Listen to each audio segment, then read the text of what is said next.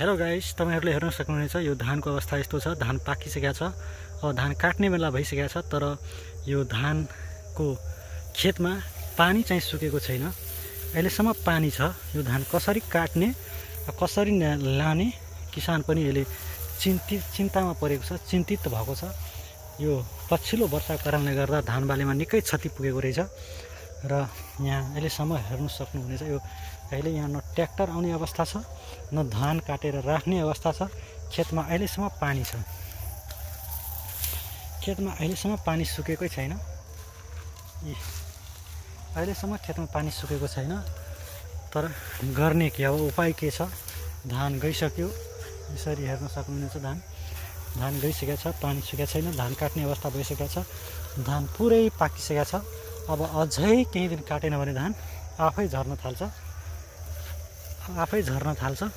तर धान काट्ने चाहिँ अवस्था अहिले बिल्कुलै छैन, किनभने पानी सुकेको छैन, ट्र्याक्टर आउने अवस्था छैन, मजदुर भेट्दैन, भेटे पनि धेरै महँगो छ। त्यसैले किसानलाई चारैतिरबाट घेरामै परेको छ। किसान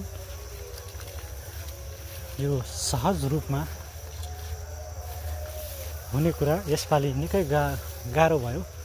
धान खेती गर्न निकै गाह्रो भयो।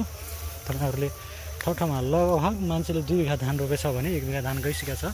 यसरी हेर्न सक्नुहुन्छ। यसरी अहिलेसम्म पनि यहाँ हेर्नुस्, तपाईहरुले धान उम्रिसकेको छ। खसेको धान सबै उम्रिसकेको छ।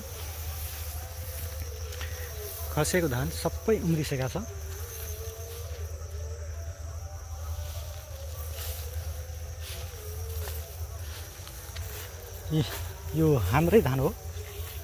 यो एउटा पनि बाँकी छैन, सबै उम्रिसकेको छ। यी धानहरू सबै उम्रिसकेको छ, एउटा पनि बाँकी छैन। अब यस्तै हो, गर्ने के, किसानको दुःख कसले बुझ्छ त?